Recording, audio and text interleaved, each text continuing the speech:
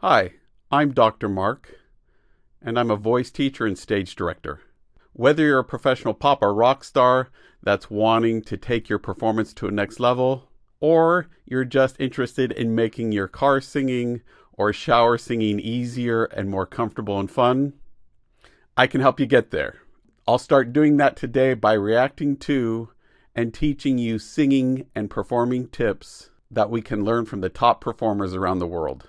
So let's learn from Miss Valesquez and Miss Amon performing a showdown of Mariah Carey songs. Here we go.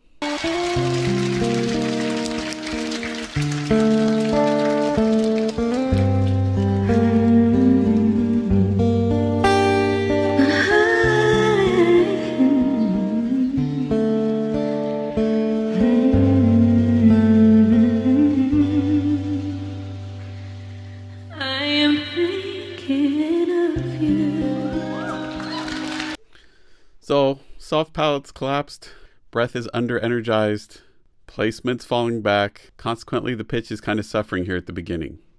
Am I trying to say that she's a bad singer? Definitely not. She's awesome. I love listening to her, love watching her. But she is falling into a pitfall that we see happening all over the place. And that's when the music gets quieter, softer, more relaxed, and has, in this case, kind of this hazy, soft mood to it that the body comes along for the ride. It's actually a sign that she's really engaged in her performing and in the moment. So is it all a bad? Definitely not. But what we do want to learn from this moment is that we need to spend the time to make sure that it's muscle memory so that anytime we're going to make a sound, we're going to sing, our body knows to get into position, that it can't relax here in this resonant space. It can't relax here in the breath, that it's got to stay open. It's got to stay suspended and that it needs to do that before the first note happens and after the last note ends. That way we get this consistent sound. Otherwise, what happens is we get into that moment in the mood and our body's like, great, I can relax into this. And then consequently, even though she's hearing the pitch right in her head, the way the sound is being shaped and formed after it comes out of the vocal folds is such that it changes the nature of that sound and the pitch, and so it sounds flat. So what can we learn? Make sure that you are making it muscle memory to set up the vocal mechanism so it's all in place before you make that first sound. Do we want you to prepare in a way that gets you like tight and tense and rigid and holding on to something? No, we don't. We want you just to keep suspended and open before we make that first sound so we don't fall into the same trap and pitfall. But that we can do the good thing that she's doing here as well and be completely committed to a song even when it's calm and relaxed without losing a little bit of the pitch. In my sleep, there's something to tonight. If it's rude to love you, then my heart just won't let me be right. 'Cause I'm drowning in you, and I won't pull through without you by my side. And like every great performer, she already fixed the issue here. We're back on track. Life is going good. Excellent. Also, I want to point out what she's doing with her eyes here. I love what I'm seeing. She seems to really be in the moment. The camera helps that we're right in her face and can see what's going on there. It seems like she is really talking to someone, that she is really expressing what's inside her and not just singing a song, not just doing a Mariah Carey cover. She's owning it and making it her own, and we believe her, and that pulls us into the performance and helps us to be engaged.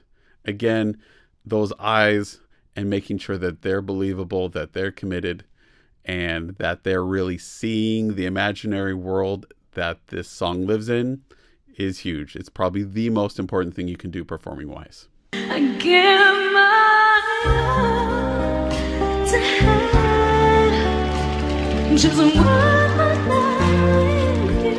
I was my life to be your body next to mine, 'cause I can't go far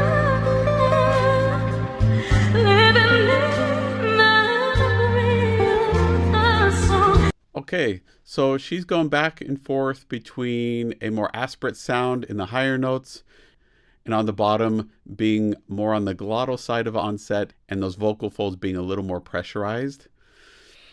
And if I was watching a new singer, I'd think, maybe that's a technique issue. They don't know how to keep that sound consistent all the way up and down. In this case with her, it's not a technique issue as much as a color choice, and it's an artistic decision. So the key here is it an artistic decision or is it a technical habit or failing?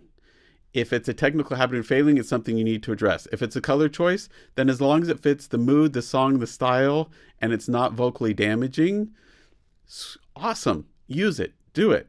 And in this case, she's matching Mariah Carey's style. If all of a sudden on those high notes, she was really connected and clear and had a really forward focus that was really bright, it'd just be too much too soon. It just wouldn't work. So it's a really smart artistic choice here. What can you do today to have the same kind of control? We'll start playing with a more breathy sound by starting making a pitch with an H sound. If you want to get a more glottal sound, start with a little bit more pressure underneath it and start with a sound. If you want a more balanced onset, starting with a Y will help. Yeah. I don't know why I'm choosing this pitch, but why not? And then start to pull away that beginning H or that or the Y sound and just start in that same place. And you're going to find yourself with an onset that matches either the aspirate or breathy sound, the more balanced sound, or the slightly pressurized sound. Usually we want the home base to be that balanced onset and that more balanced sound. Is it necessarily unhealthy to sing with this breathy aspirate sound? Is it unhealthy to sing with this glottal sound versus the more balanced onset? Well, like I said, the balanced onset is going to be more efficient. It's going to work better for our voice. If you're using the glottal sound, you're going to want to use that more for very specific moments or for understanding the text better. The breathy sound is used for a certain color and softness. And again, you probably want to be judicious about when you're using that. What we want to be able to have is all these colors at our demand and use them wisely. And again, if we're singing here with a mic, if we're not phonating in this aspirate or glottal position with a lot of force behind it, with a lot of volume behind it, then there's a lot less of a risk for damage to happen. So let the mic do its job. Explore all these different colors. Really pay attention to what's going on in your throat here. If it starts feeling fatigued, tired, painful, uncomfortable, or pressed, pressurized, then you're probably spending too much vocal capital on the glottal or aspirate side and need to bring it back a little more often to that balanced onset. But here, it fits the style and it works really, really well for her. I give my all for your love tonight. I give my all tonight. Just for the life of you, I risk my life to feel. And again, these high notes here are proving that yes, before that breathy high was a color choice, an artistic choice. For your love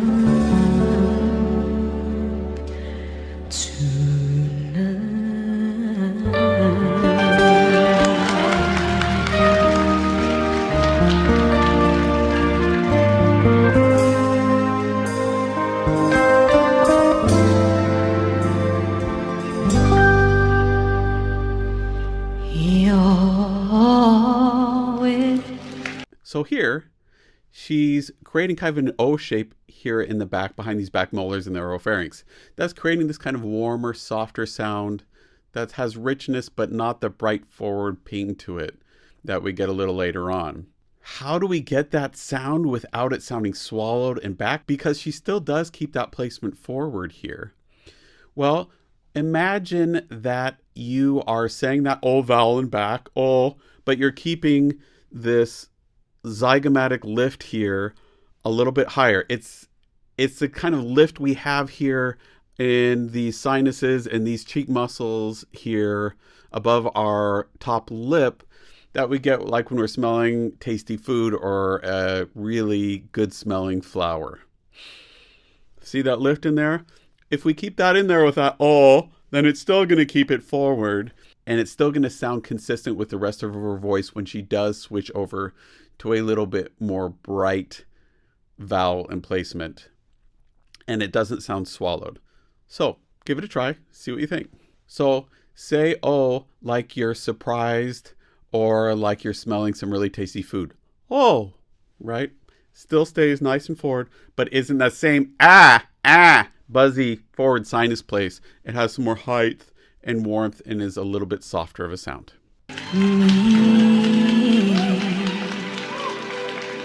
Till the bitter end, what we have transcends this experience, too painful to.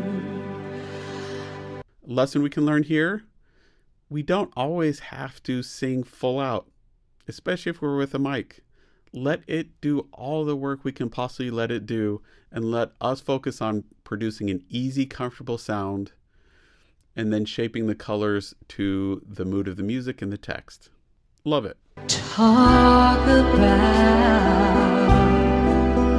so I hold it in till my heart can mend and be brave enough to love again. A place in time still belongs to us. The lower notes here are not kept forward. They're allowed to pull back a little bit and they disappear. Is that a problem? No. Again, it's a softer song. It's a softer moment. And they're not important words either, so they shouldn't be accented. She can let them go away a little bit. So, excellent. Stays set in my mind. Memories with sawdust. Never too far away. I won't let time erase one bit of yesterday. Okay, so as we went up into the higher register, she kept that airflow consistent. The upper teeth came out. She really wasn't working at it. She was just keeping things consistent and really trusting the resonance and the airflow to do the work for her, as well as the mic. That oropharynx shape in back was more in an A shape. And so that kept the right muscles engaged. That helped her shift through those registers smoothly and easily. Awesome. Notice here, though, she's not pressing into those high notes. She's not putting more air behind it, more muscle, more effort, more strain. She's not. She's just kind of whining into that sound. Wah! Not wah! Right? She's not really pushing at it. Just keeping it nice and simple. Yes, I have learned.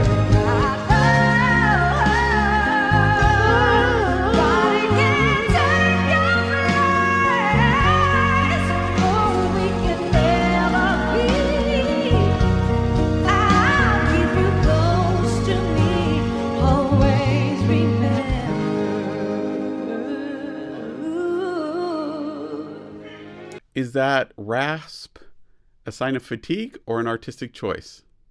We're going to know in a second here, because if she comes back in and is still a little raspy and isn't clear, then probably a sign of fatigue. My guess is here it's a color choice here at the end of the phrase and this lower register. That's my guess. Let's see.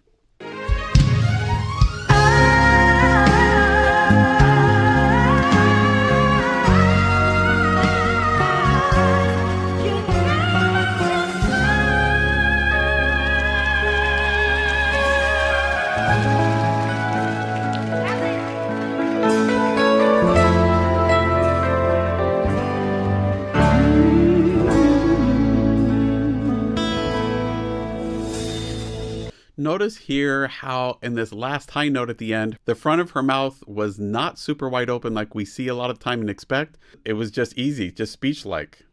We still got a really resonant full sound. When you love someone so deeply, they become your life. It's easy to succumb to overwhelming things inside. Lately I imagine I could keep you under wraps. So they sing with a very similar style, which makes it really fun to hear them sing together. They really sound great together. There are some differences in their voice. Part of it is age, and there's a little bit more maturity in Miss Valesquez's voice and a little more youthful kind of brightness that comes in Morissette's voice. They also deal with this sinus resonance a little bit differently. I don't know if it's because their sinus cavities are shaped differently, but when I listen to Miss Valesquez, I notice that it seems like it's a narrower shape here in the sinuses. And when I'm listening to Morissette, it's like they're more open. There's two ways to think about getting this forward buzz and placement. One is by feeling like you're pinching your nose off your face, and it keeps it forward and buzzy. And that's one way that people try to get that forward resonance. And that seems to be more the style of Miss Valesquez. When we're listening to Morissette, it seems like her style is more to almost try to take our cheek muscles and open up those sinus spaces and to almost pull our cheek muscles away from our nose. And it's opening up that space in there and consequently getting that kind of resonance. So try it. Try seeing what happens if you try to push your cheeks like you're pinching your nose off your face. And try to see what happens if you try to take your cheeks and lift them away from your nose and open those sinuses. See what the difference in sound is, see what the difference in sensation is, and see if it makes any difference in the ease of vocal production here in your throat. But I understand to hold you, I must open up my hands and watch you wings and let fly. You and me come back.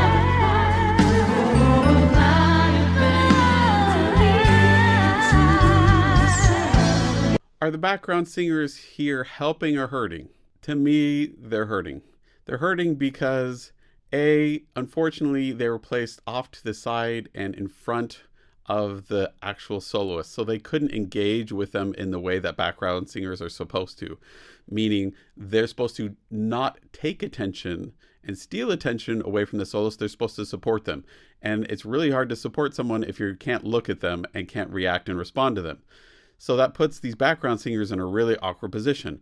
Second of all, they're not really consistent among them in how they're presenting themselves and their body language. Some are kind of presenting themselves as soloists, other ones more on the line of a background singer, and everyone else somewhere in between. It would help considerably if there would have been a little bit more direction given to the background singers and work with them so that they knew exactly how to present themselves so they felt more cohesive as a backup singer ensemble. So is this me trying to say something bad about the performance? No, but it is me saying we can learn something here. And if you have the chance to be involved in how the background singers are placed and what they're doing, learn from this and spend the time and attention to make sure that they're in a good position to support the soloists and that they know what they're doing with their body.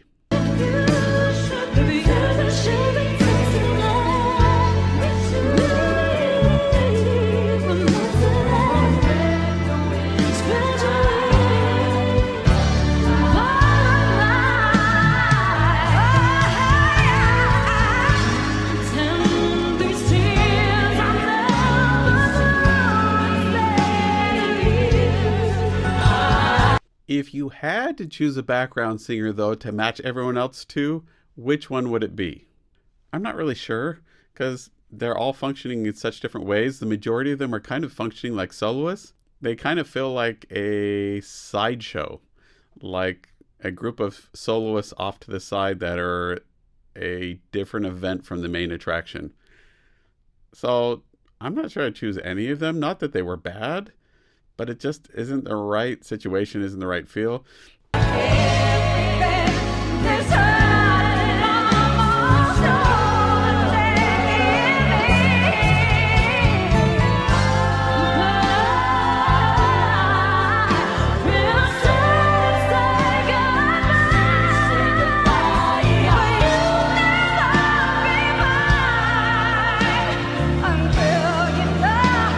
You'll see them both with the upper two smile going on a lot. Love it. Excellent. The modification of no to now is really common. We could have gotten that O a little more pure if she would have kept the ah, but just wrap a little bit more O lip around it, and it wouldn't have sounded like such a strong modification of the vowel. It would have just been a modification from here back, but we would have still gotten a pure O up front. It would have been no instead of now. Is it all that distracting? No, though. No. Do we hear a lot in pop? Yep. Again, my preference is to hear the pure vowel, but to keep the modification in the back. To me, that's the best of both worlds. We get the position in the mouth and in that throat. That's going to help sing really easy and get that forward placement that we need for pop. But it also makes it so the language isn't corrupted, and so it stays really intelligible and isn't distracting.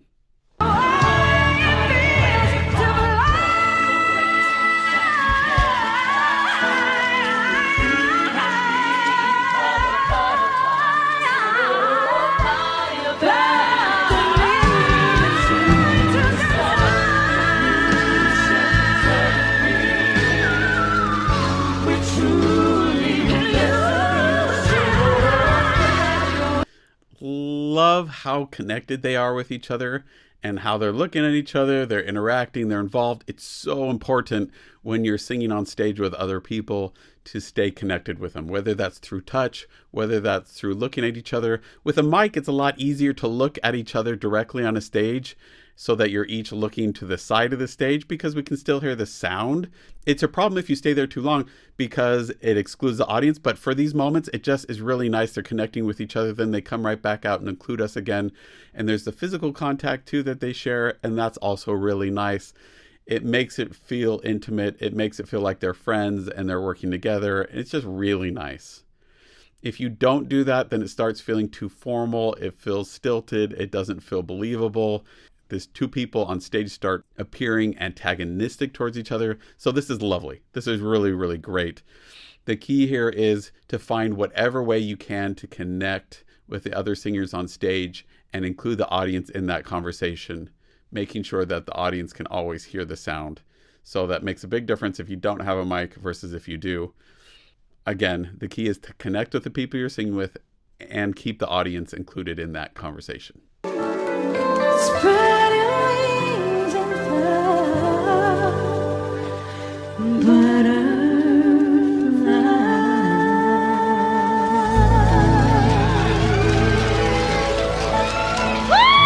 Lovely performance with two really experienced, wonderful performers. Singing was gorgeous. Loved the ensemble of different songs and what they did with it. Really, really nice. They're both so charismatic on stage and easy to watch and easy to listen to. I believe what they had to say, it was really clear and plenty of variety to keep me engaged. Loved it. If you want a voice lesson, a performance coaching, or want me to work with you or your group to help you sing easier and perform at a consistently higher level, book a time with me at mrperformingartsstudio.com. I look forward to working with you online.